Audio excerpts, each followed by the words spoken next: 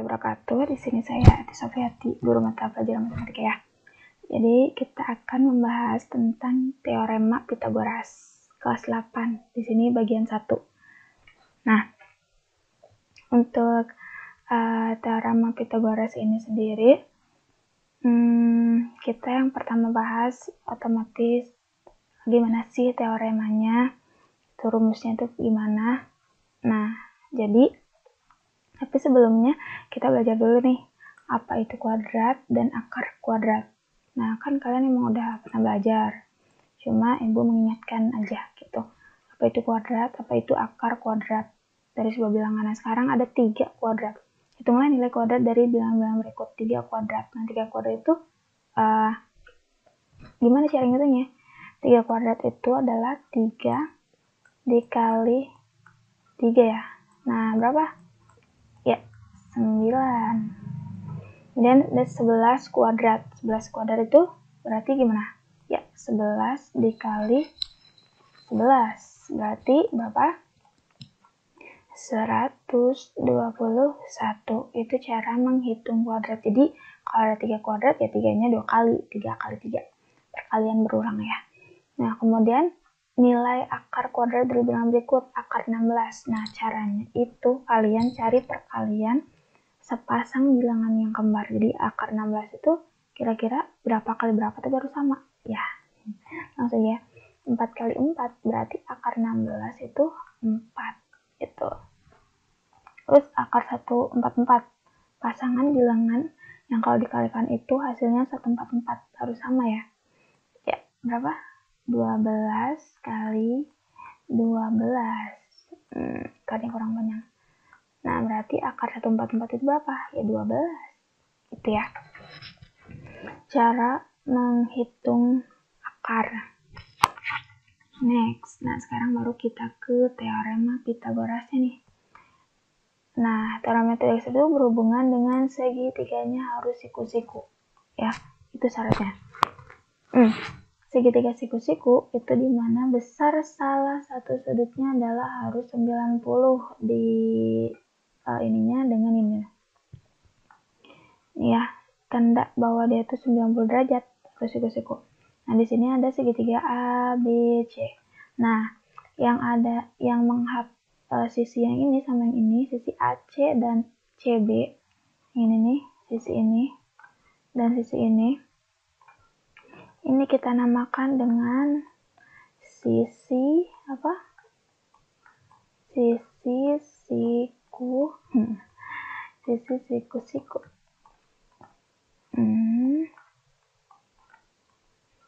Nah, ada lagi yang namanya sisi hipotenusa. Jadi sisi siku-siku ini berarti apa aja? AC atau AC-nya itu sama dengan sisi B ya. Ini. Dan satu lagi ada BC. Nah, BC ini sama aja sisi A. Ini sisi siku-siku. Nah, kemudian apa kalau AB? Sisi apa dong ini? Sisi AB atau sama dengan C itu. Nah, ini namanya adalah hipotenusa. Hipotenusa. Nah, si hipotenusa ini merupakan sisi terpanjang. Jadi, cirinya itu dia ada di mana coba posisinya? Dia itu ada di seberang atau berhadapan dengan siku-siku ya. Ini namanya hipotenusa ini itu terpanjang. Jadi, sisinya itu yang terpanjang. Ya, gitu ya. Tuh, next. Seperti apakah teorema Pythagoras itu? Jadi kita berusaha untuk dari mana sih gitu ya. Di sini ada segitiga, ada 3 persegi yang disusun seperti pada gambar ini. Jadi ada persegi yang merah, ada persegi yang kuning, dan ada persegi yang berwarna biru. Nah, yang kuning ini sisinya ada 4 satuan. Si B, ini B ya, sisi B itu ada 4 satuan. Jadi otomatis luas perseginya adalah 4 kali 4 atau 16. Kemudian yang C ini 5 satuan. 1, 2, 3, 4, 5 berarti luas perseginya 25 satuan. Kemudian yang A itu 3 satuan berarti luasnya 9. Nah, luas persegi yang A tadi kan berapa satuan? 9 ya. 9 satuan. Satuan itu maksudnya ada 9 persegi ya. 9 persegi yang bernilai perseginya itu yang ini segini itu 1 gitu. Luas persegi yang B tadi berapa ini ya? 16. Jadi luas perseginya 16 satuan. Kemudian sedangkan luas persegi yang C-nya ada berapa? Ya, 25 satuan.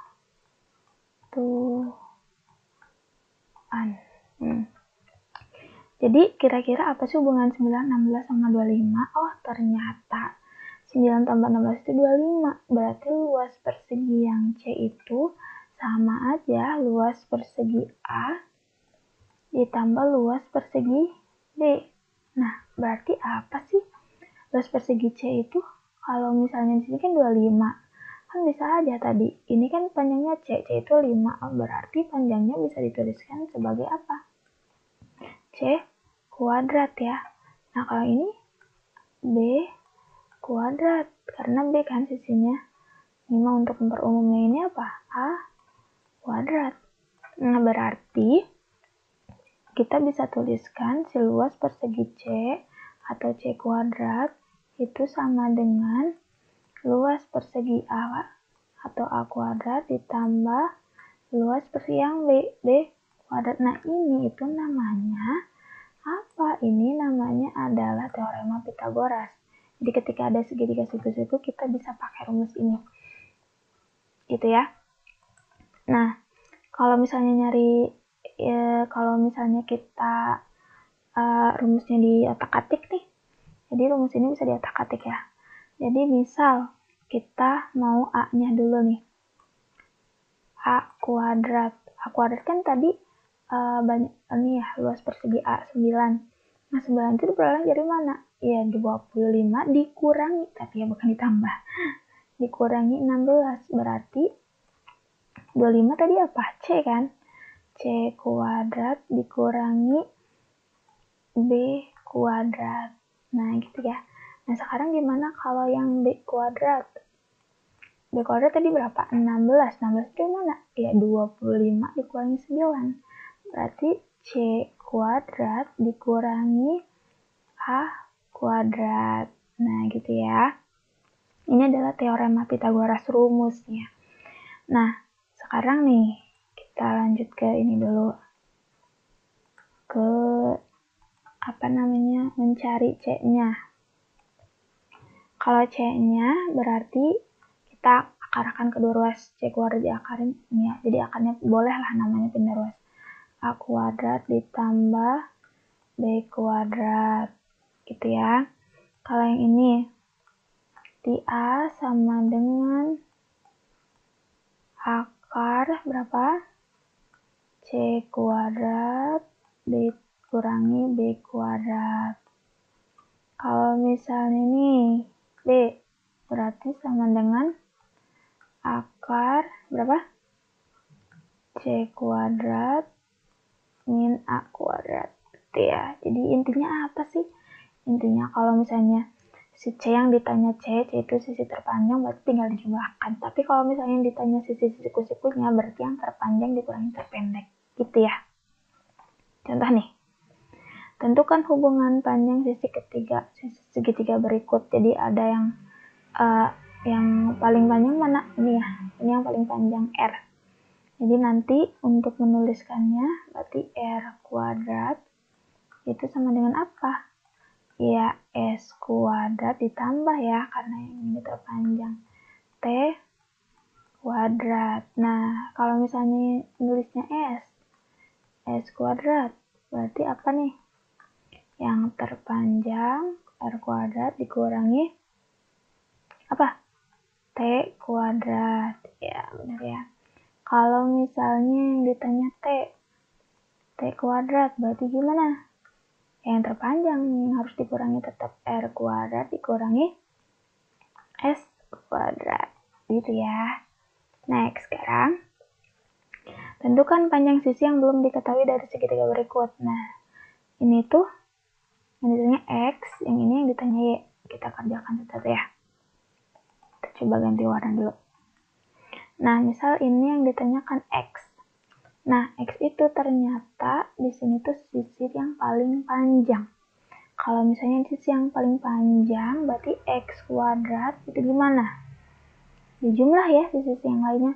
Berarti nanti 16 kuadrat ditambah 12 kuadrat.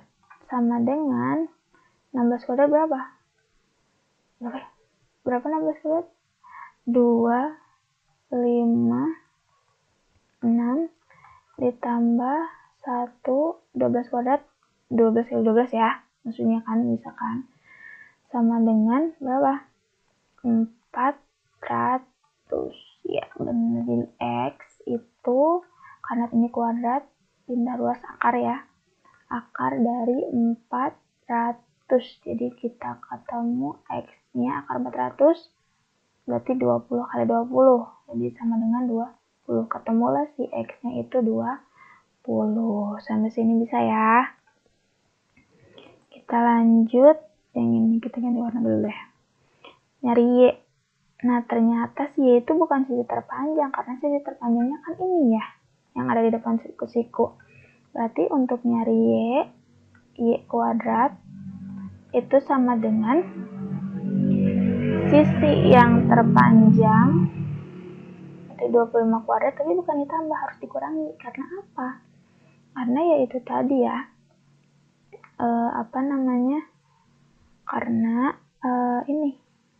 karena kalau yang ditanya kesikunya harus dikurangi. 24 kuadrat. Nah, sekarang 25 kuadrat itu berapa coba? Nah, jadi 25 kuadrat itu, ini masih kuadrat ya.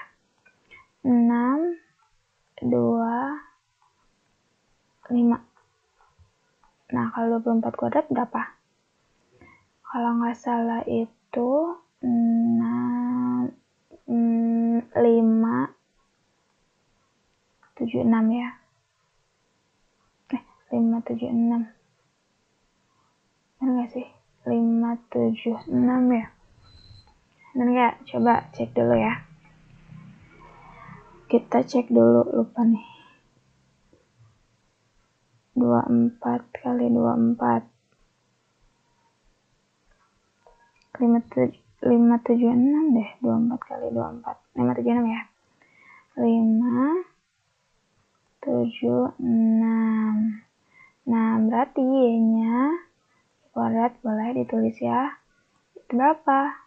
576, 49. Y nanti akar dari 49 berapa? Ya, 7. Jadi tadi lupa ya, ini nggak ada sentimeternya. Itu ya cara untuk teorema Pythagoras. Next, selidiki apakah bilangan berikut triple Pythagoras. Triple Pythagoras itu apa? Pasangan bilangan bulat yang memenuhi teorema Pythagoras yang tadi. Jadi teorema Pythagoras kan tadi C kuadrat sama dengan A kuadrat ditambah kuadrat, dengan catatan si C ini itu harus terpanjang. Jadi kita nyari dulu yang paling besar. Ini C-nya ya. Ini A, ini B, atau boleh dibalik kalau A, B-nya. Jadi kita nanti buktikannya pakai ini. Jadi kita mau buktikan si 14 kuadrat itu nanti memenuhi atau enggak, sama dengan atau enggak ya. Ditambah 12 kuadrat. Nah, 14 kuadrat berapa? 196. Ini 64. 12 kuadrat, 12 kali 12 ya. 144. Nah, ini 196. 64 tambah 144 berapa? 208. Oh, ternyata ini tidak sama. Tidak memenuhi si rumus ini. Berarti ini bukan triple Pitagoras. Nanti kalau sama dengan berarti itu triple Pitagoras ya. Gitu. Nah, sampai sini semoga kalian ngerti ya. Bukan triple Pitagoras. Pitagoras.